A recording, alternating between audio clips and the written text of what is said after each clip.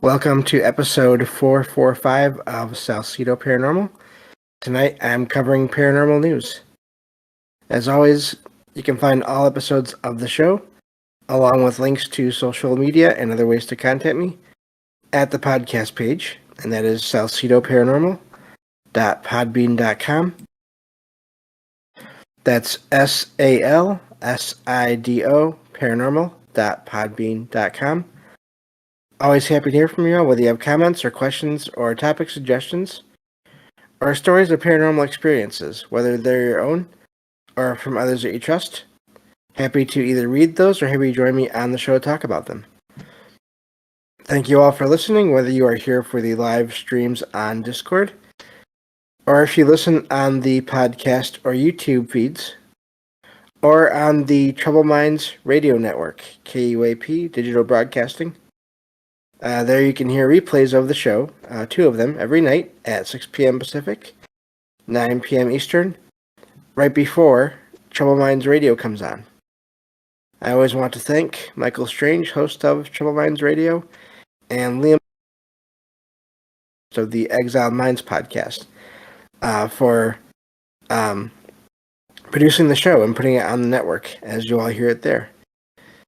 If you'd like to support the show, there are some different ways to do that. You can share the show with others and rate and review the show on your podcast platform of choice. Also, I've written some paranormal fiction and nonfiction books you can check out over on Amazon. And I have a Patreon page where you will be able to find one extra episode of the show every month, at least to start with, maybe more eventually.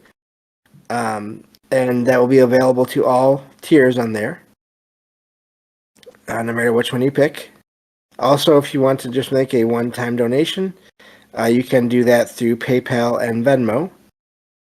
And all those links are included in every episode description, and on the podcast page, and on the YouTube feed as well, and in Discord. So, and also, thank you all for the support. It's never expected, but always appreciated, as there are always expenses to making these shows when it comes to equipment and research materials and travel expenses. I will be going to the Mid-Michigan Paracon this year, November 4th and 5th. It's a Saturday and Sunday.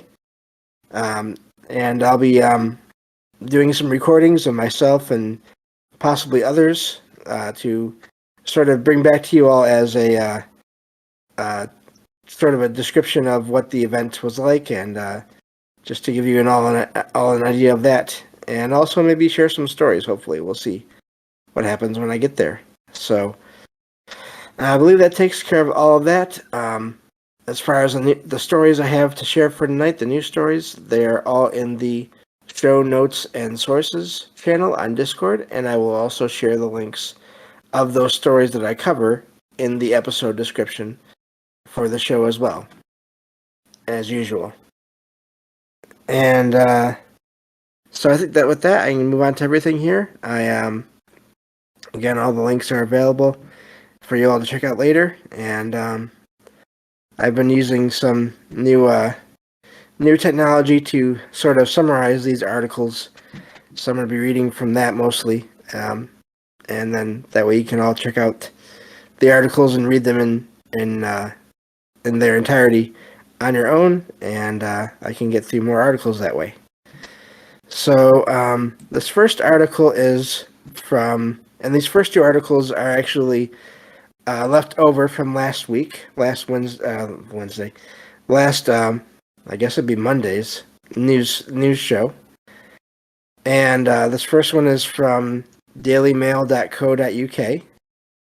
Title reads, exclusive, from ghostly shivers to flying objects, your most common paranormal experiences revealed and what experts think they could really mean.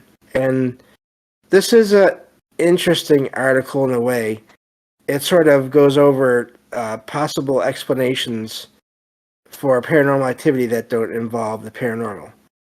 And these include different things like sort of confirmation bias, hallucinations in some cases, just other different things, natural settling of buildings, and let's see here. So just other things. They give examples of different activities, different events, and then they sort of give possible explanations to explain them away. And I do think it is a good article to check out just because not everything that seems strange is going to be paranormal all the time. I think it's always good to try to figure out what it is you're hearing or seeing that may not be paranormal before you sort of go to that explanation, unless of course you're getting a feeling, again, a sort of a sense of a presence from whatever you are hearing or seeing. Then I think it's fairly safe to say usually that there is something going on there. And they go into more detail in this article than I'm going to here, just because I think that this basically you all can check that out on your own. But I thought it was good to share this article and point out these different things. Like I said, just natural sounds of plumbing and electricity, sort of moving through buildings that can also cause some things, settling wood and other materials, expanding and contracting, sleep paralysis. And again, sleep paralysis is one of those things where it seems to be something that can happen without the paranormal, but there also seem to be other events where the two happen around the same time. So just a good article to check out there for if you're interested in the different possibilities of non-paranormal reasons for things happening. So, and again, I include all these links to these articles in the episode description, and they are on the Discord as well. I always recommend joining the Discord because that's where you can hear these shows live as they're being recorded. So, and I recently thought I'd be able to do 2 shows every night, and that's not going to happen quite the way I wanted it to. But I will be doing 2 shows a night here and there when I can, and almost always, unless there's family gatherings and things, there will almost always be 5 shows a week, on 5 nights a week, as far as the live recording streams. So that I can do, and it's gotten a little bit easier, again, thanks to some help from different online tools that Michael Strange showed me a little while back. So very, very glad to be friends with him and help him out in his show whenever I can, and he's definitely helped me as well. So it's amazing to be on this network, this Troubled Minds Radio Network, KUAP Digital Broadcasting, with so many other people as well that are great friends, and so yeah. Anyway, sorry to sidetrack from the news, but all that is important as well. So moving on to the other story here that I have left over from last week. This one is sort of along similar lines in that it talks about sort of perception that people have. And this is from news.yahoo.com. And it says, the title reads, "Why People Tend to Believe UFOs Are Extraterrestrial." And I thought this was neat. It's sort of a look into this idea that people have and where they get it. And again, I like to keep all my options open. I don't really have one. I don't think there's ever really one explanation for everything. So I'm interested in this just because there's a lot of be from other planets or other galaxies or whatever, because it'd be too far to travel. But my response to that is always, well, that's probably true based on the laws of physics and just science as far as we know right now. But that's just human knowledge and experience and thought. We have no idea what is possible for other intelligent beings in other parts of reality, whatever reality even is. So the article says that the term UFO has been replaced by UAP, unidentified anomalous phenomena. There's a mouthful right there. UFO also, of course, stands for unidentified flying object. Mentions that interest in UFOs has sort of changed over the years, rising and falling, fueled by media attention and conspiracy theories. And of course, that's sort of in the summary here. But and there's a whole sort of a conspiracy against conspiracy theories and theorists in and of itself that I don't really get into in this show. But again, don't mean to keep on plugging things, but if you're interested in that, definitely check out. Excuse me. Definitely check out Trouble Minds Radio. You can find many episodes that touch on that whole topic. I think if you look. Mentions that many Americans believe in the existence of UFOs despite lack of concrete evidence. And talks about Roswell and the whole that whole situation there where there was believed to be a crash and everything. Mentions that there are different factors such as psychological and social that play a role in people's beliefs in UFOs. Mentions that the evidence can be sort of taken in different ways by people. What seems to be good quality evidence to one person can be not good enough for another. Mentions mass media and social media and authority figures also sort of getting into the topic whether they're for or against the idea. And it's just a good description here of sort of where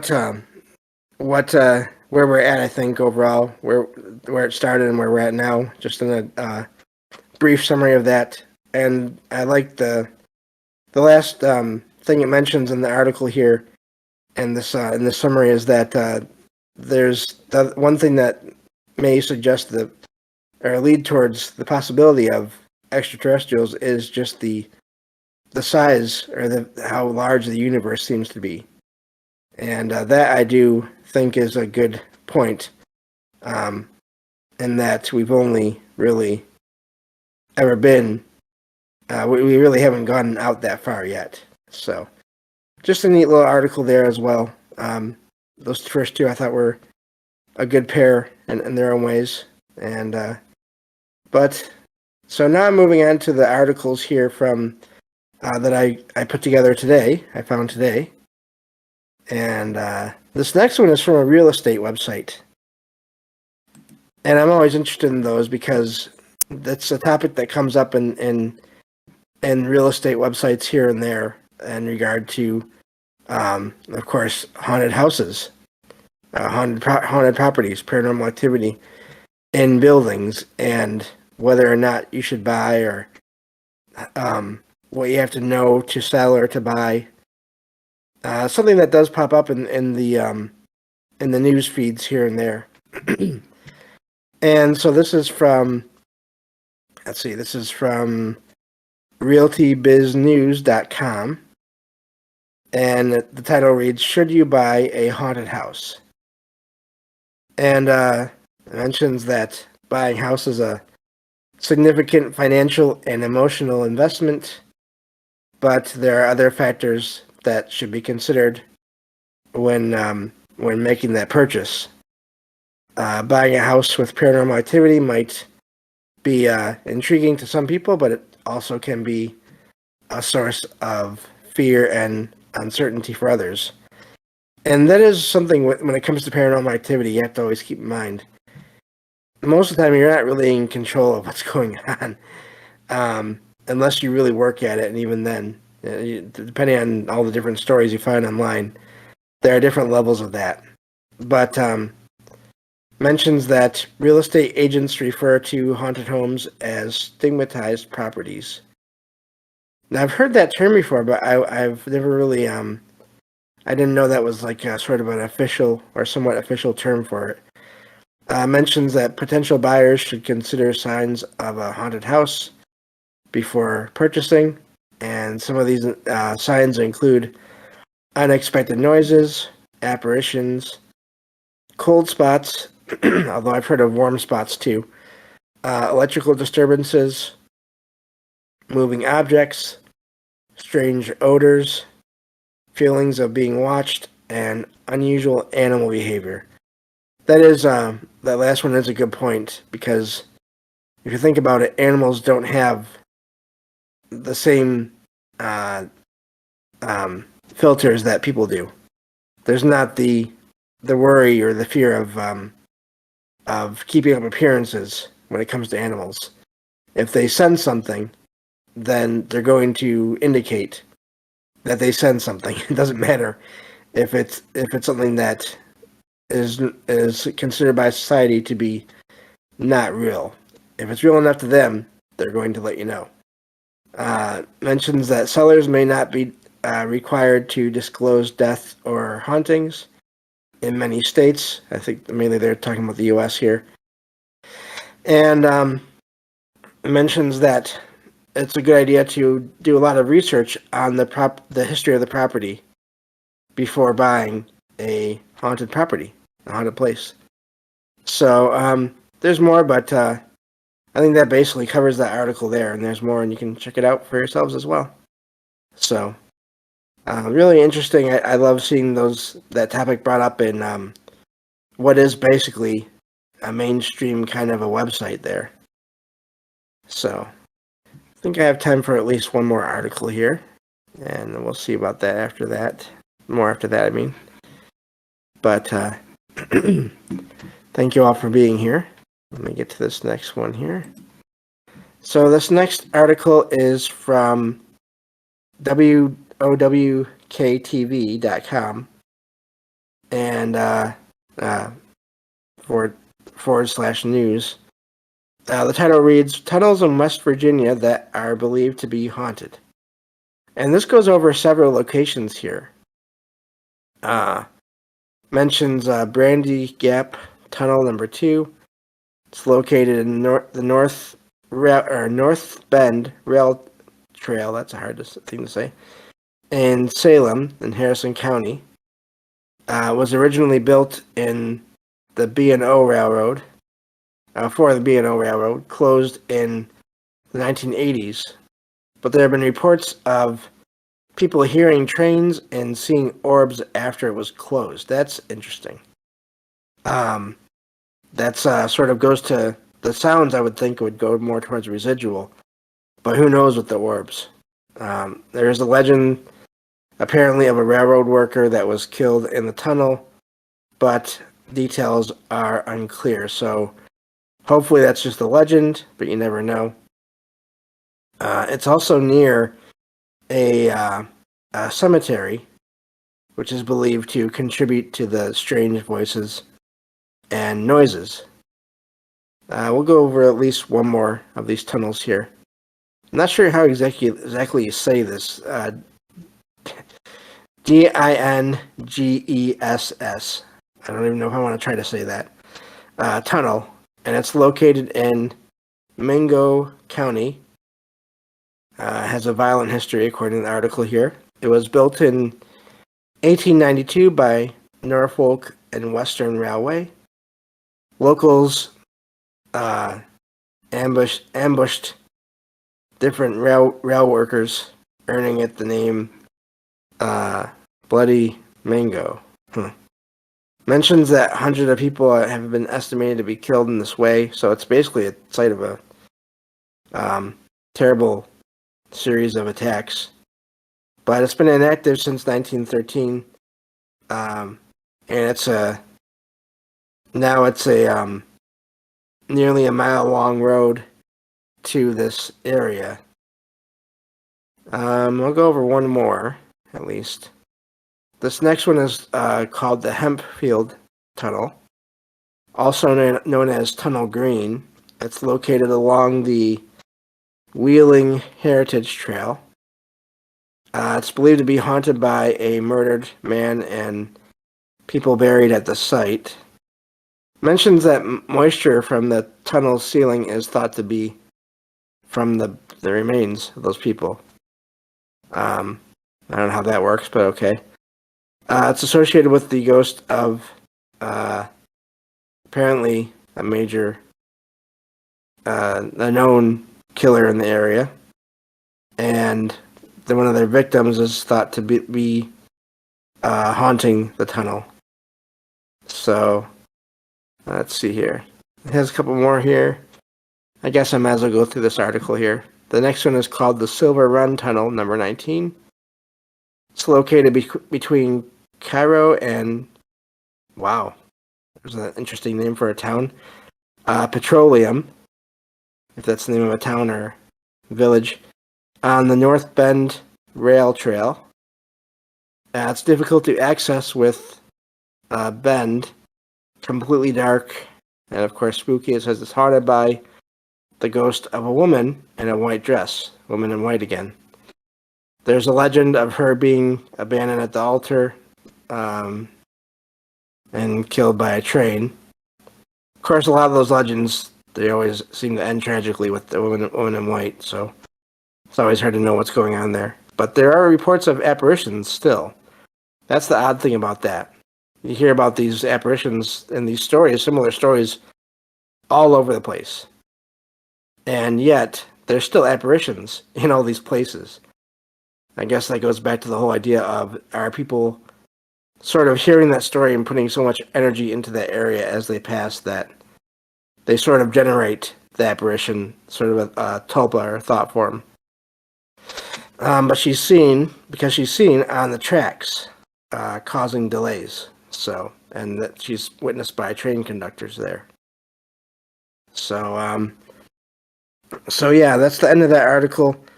Tunnels are an odd thing if you think about it, because they're partially enclosed, but they're not. There's openings. I don't know. They're almost like long doorways, and doorways have a history of activity in and around them. And I don't remember the details, but I've heard that doorways can change someone's perceptions of things. So that's odd. An odd possible connection there. So I think that's going to be all the articles I cover for today. Thank you all for listening. As always, I recommend checking out all the links in each episode description. There you'll always find links to the various friends that have helped out with any given show. And of course for Mike and Rohan for their shows. In every episode description. So check those out, and please help support everyone else's channels that has helped support this channel as well, because I really appreciate everyone that has helped and has been on this show as a guest, and even those that have just been in chat commenting here and there, and always appreciated everything, all of your support. And so yeah, that's basically it for today. I'll be back. The next show will be more true paranormal stories from the web. I'm looking at doing a book review of Stephen King's The Eyes of the Dragon in a couple of days here, so that's the plans for the next couple of shows. Thank you all for listening, and I will talk to you all on the next episode of Salcedo Paranormal. Take care.